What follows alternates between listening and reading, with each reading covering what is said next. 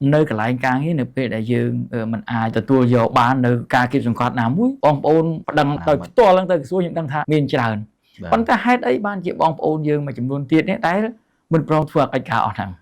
hay bay tới chỉ một môn một đông này dụ cho là ca to xuống mà tệ từ mình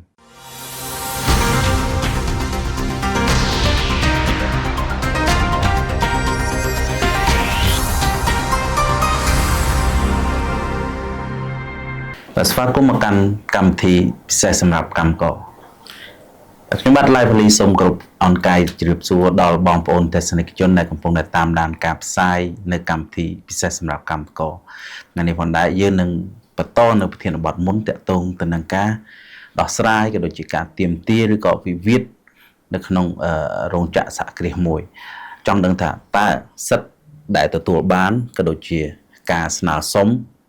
nông cả đọc sai về viết luôn rồi có về viết bậc cô nó nông xã kề rong trạ mỗi dương trời tại phơi dạng đổi địch ngay đi phong đa cảm thì dương có ban lên chơi việc mình mở rút cự lục ôn đá cứ chia bờ thiên sạp hiệp sạp chip Campuchia bự cầm có đám bay mau cho chơi về nhảy từ lơ bờ thiên bắt dương phong đa và có mà khát về giúp nhom bạn xôm chụp lục ôn đá và xôm ôn đá và xua ôn ra sọc sập bài chia tê bạn ở con lục lì sọc hiệp thom đa còn ta dương miền cao miền nhật hot đây tịch tuổi bà lúc ra lúc chăm bàn tới cao vì sắp đà muốn dương bàn cho chơi kia tại tông cả đi tìm thi nó cả thừa bát cam rồi cả cột cam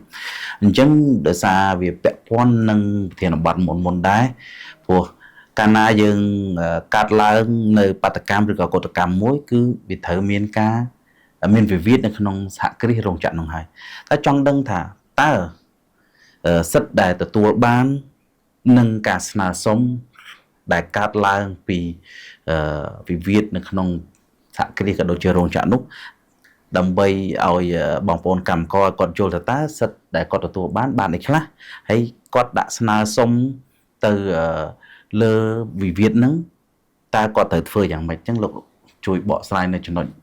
nâng bản tích đầm bay ao bong bồn có đồ chia cầm con chỗ chất rứa có đầm na xã chỉ viên vô vì làm sao này bà xong trên lục bà xong ở con lục phá lý hay có xong chìm điệp xua đó bong ôn cầm con vô chất thằng ở đây vùng bra cá nơi nông xã kết khứ san thằng ở chỉ ti group sờ lạnh nhưng bát ôn đá chỉ bờ thiên xã thiếp xã chip Campuchia bờ lư cầm có nâng chỉ bờ thiên xã pon sầm đây cầm có ai cái dương mới khơi thà thay đi bong ôn dương miền cả ponจะ làm khá hơiខ្ញុំក៏ចង់លើកឡើងអំពីបញ្ហាទាំងនេះពេលនេះល្អដែលលោកផលីបានលើកសំណួរនេះឡើងដើម្បីឲ្យបងប្អូនកម្មកររបស់យើងមិនថាបងប្អូនកម្មករហើយក៏មិនដូចមិនថាថ្នាក់រដ្ឋសហជីពមូលដ្ឋានទេយើងដោយឡែកយើងគិតថាបងប្អូនសហជីពរបស់យើងមួយចំនួននៅមូលដ្ឋានក៏មានការមានកម្រិតក្នុងការយល់ដឹងរបស់គាត់ដែរបានន័យថាភាពការបណ្ដុះបណ្ដាលផ្នែកច្បាប់ឬក៏ការសិក្សាមួយចំនួនគាត់អត់ទាន់បានស៊ីជម្រៅខ្លាំងក្លាទេ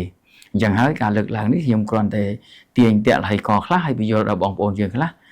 ទៅនឹងសំណួររបស់លោកផលីបានលើកឡើងអំបញ្ញនេះ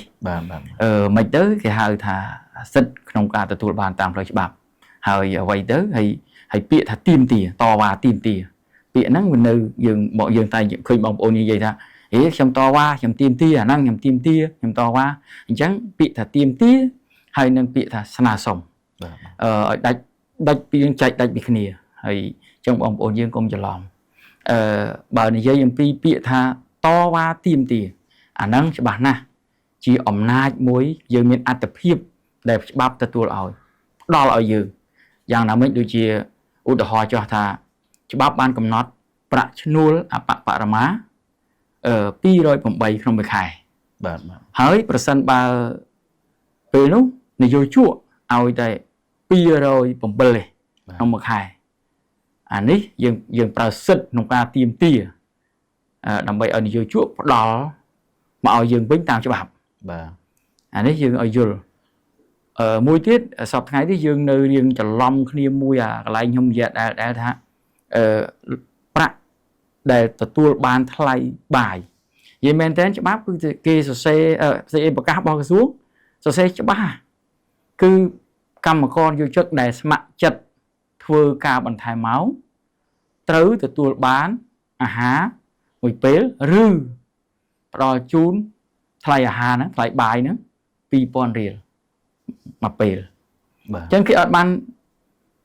កន្លែងហ្នឹងដែលយើងចង់បញ្ជាក់ថាអាឡ័យនេះប្រសិនបើនយោជកគាត់ឲ្យយើងតែ 1000 ទេ បាទ អាហ្នឹងសិទ្ធក្នុងការទីមទាណែយើងទីមទាសិទ្ធយើងមានហើយដោយសារតែគាត់ឲ្យតែ 1000 វាផ្ទុយពីច្បាប់អញ្ចឹងយើងប្រើពាក្យថាតវ៉ាទីមទាហ្នឹងឲ្យយល់ន័យហ្នឹងដោយឡែកប្រសិនបើយើងនៅក្នុងឯកសាររបស់យើងហ្នឹងយើងដាក់ស្នើសុំដាក់គឺថាស្នើសុំណាលុយបាយថ្ងៃត្រង់អានេះវាអត់មានចែងវាអត់មានសរសេរនៅក្នុងច្បាប់ទេអាហ្នឹងវាអត់មានការអត់មានគេវាប្រើពាក្យស្នើសុំបើស្នើសុំអត់តវ៉ាទេ បាទ អត់ទៀមទាទេយើងចាប់ដើមចរចា ហើយឲ្យយល់ថាពាក្យ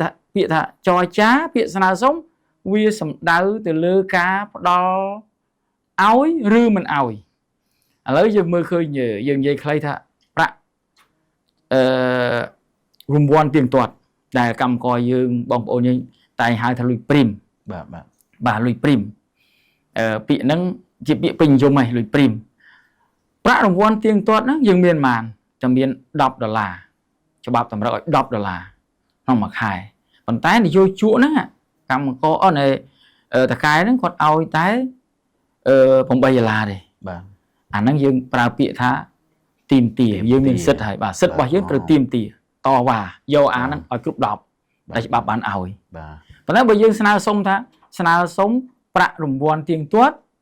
ឬក៏លុយព្រីមហ្នឹង$12លើពីប្រាក់លើពី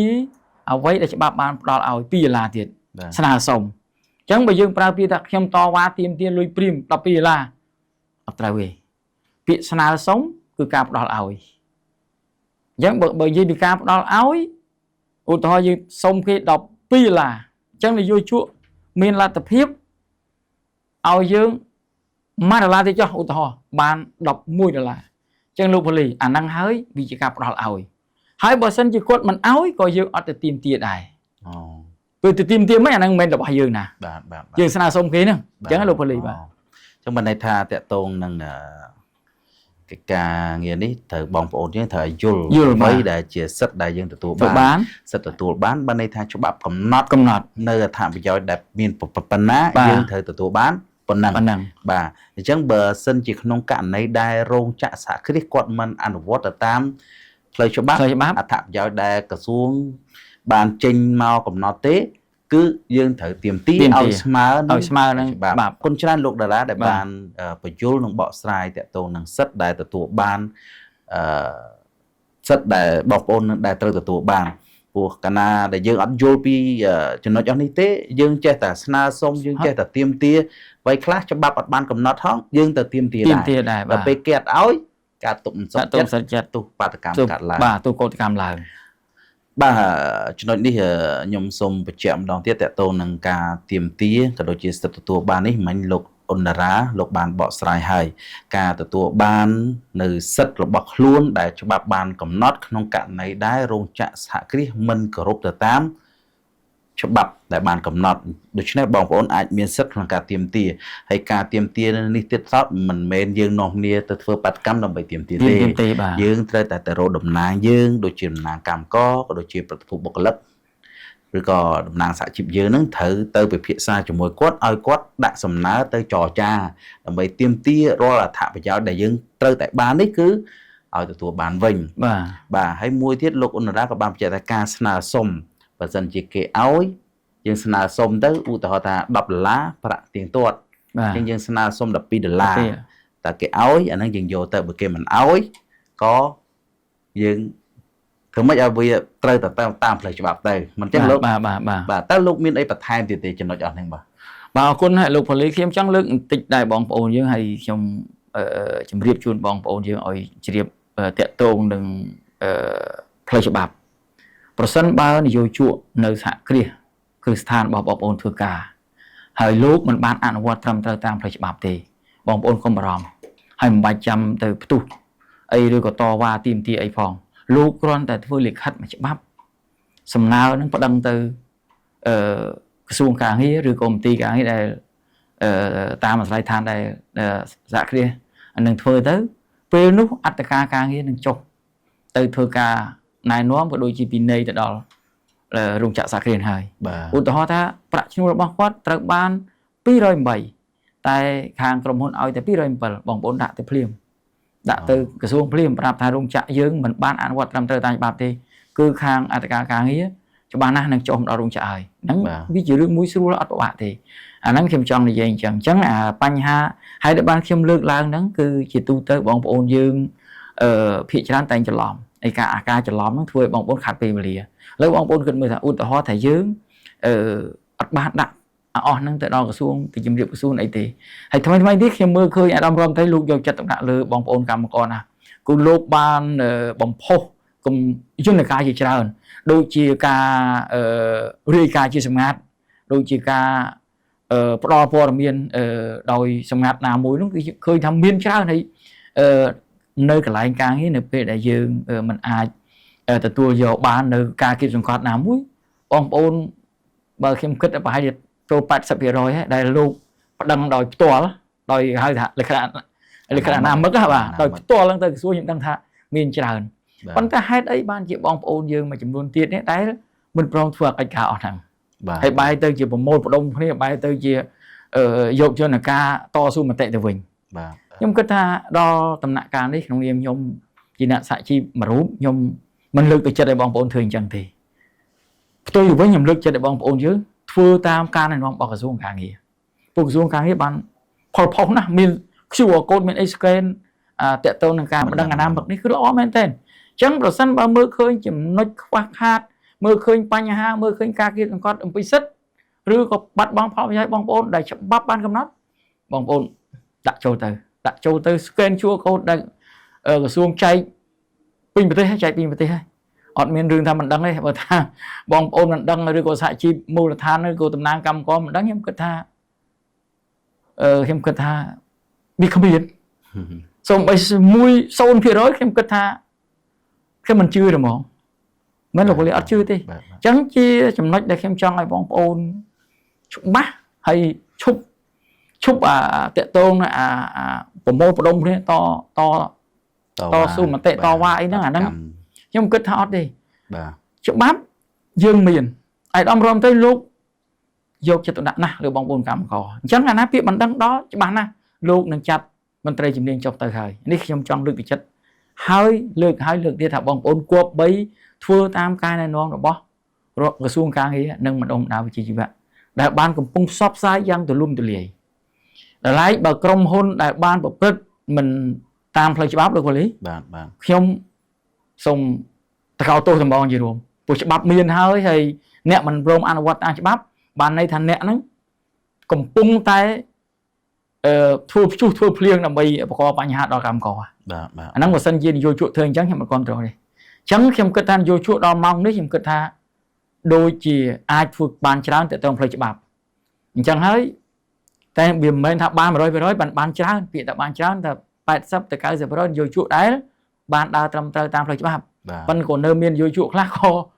វាមានការប្រឡែមប្រឡំដែរអញ្ចឹងបើនយោជកដែលនៅប្រឡែមប្រឡំខ្ញុំគិតថាគួរតែកែប្រែឡើងវិញដើម្បីឲ្យដើរស្របទៅតាមច្បាប់នៅក្នុងប្រទេសកម្ពុជាហើយបងប្អូនកម្មករយើងខ្ញុំសនុំពោចំណុចនេះខ្ញុំសរុបមកវិញថាប្រសិនបើបងប្អូននៅធ្វើការនៅកន្លែងរបស់បងប្អូនមានបញ្ហាសូមបងប្អូនកុំចេញមកកោតកម្មឬក៏តស៊ូមតិអីតាមផ្លូវតាមអីឬក៏ធ្វើអីនៅឲ្យវាប៉ះពាល់ដល់ពេលវេលាយើងផងប៉ះពាល់ដល់ថវិកាយើងផងប៉ះពាល់ដល់កេរ្តិ៍ឈ្មោះរបស់យើងផងអញ្ចឹង QR code របស់ក្រសួងយើងអាចប្តឹងបានទៅតាមរយៈគេហៅថាលិខិតអនាមិកនេះជាចំណុចល្អដែលយើងធ្វើហើយក្រសួងការងារលោកបានគិតគូរច្បាស់ហើយថាធ្វើអានេះគឺអាចប្រមូលព័ត៌មានពិតពីកម្មករអញ្ចឹងសូមឲ្យអ្វីដែលអាយដាមរដ្ឋមន្ត្រីលោកមានគំនិតហើយសូមឲ្យបងប្អូនដើរតាមគំនិតរបស់លោកបាទនេះជាចំណុចមួយល្អលោកប៉ាលីបាទអរគុណច្រើនលោកតារាអញ្ចឹងបងប្អូនទស្សនិកជនជាពិសេសបងប្អូនកម្មករយើងណាពេលខ្លះបើសិនបើយើងមានរឿងការទុកមិនសុខចិត្តណាមួយហើយទៅពឹងពាក់ទៅតំណាងយើងក៏ដូចជាទៅក្រុមហ៊ុនហើយក្រុមហ៊ុនអត់មានការឆ្លើយតបទេអញ្ចឹងបងប្អូនកម្មករយើងអាច ធ្វើលិខិតអាណាមឹកមួយឬក៏ដូចលោកលើកមិញក្រសួងមានបណ្ដឹងអាណាមឹកមួយអញ្ចឹងបងប្អូនកម្មករអាចបណ្ដឹងអាណាមឹកតាមរយៈ QR code ឬក៏លេខទូរស័ព្ទផងក្រសួងព្រលឹងងាយស្រួលដើម្បី search មើលតើគាត់ប្តឹងយ៉ាងម៉េចអាហ្នឹងយើងគ្រាន់តែចូលទៅ page ក្រសួងឬក៏ Facebook ក្រសួងទៅគឺអាចឃើញតន័យហ្នឹងឬក៏ទូរស័ព្ទដែលអាចប្តឹងបណ្ដឹងអាណាមឹកហ្នឹងបាទលោកប៉ូលីសបាទអរគុណច្រើនលោករ៉ាដែលបានបកស្រាយក៏ដូចជានៅប្រធានបទយើងតកតងទៅលើសិទ្ធិដែលទទួលបានឬក៏ពាក្យដែលថាទៀមទាក៏ដូចជាពាក្យក្នុងការស្នើសុំដើម្បីបកស្រាយទៅដល់បងប្អូនកម្មករយើងក៏ដូចជាតំណាងយើងឲ្យបានយល់កាន់តែច្បាស់ក្នុងការធ្វើអ្វីមួយការទៀមទាអ្វីមួយការស្នើសុំអ្វីមួយបាទជាចុងក្រោយខ្ញុំបាទឡាយផលីក៏ដូចជាលោកអ៊ុនរ៉ាសូមអរគុណសូមជម្រាបលា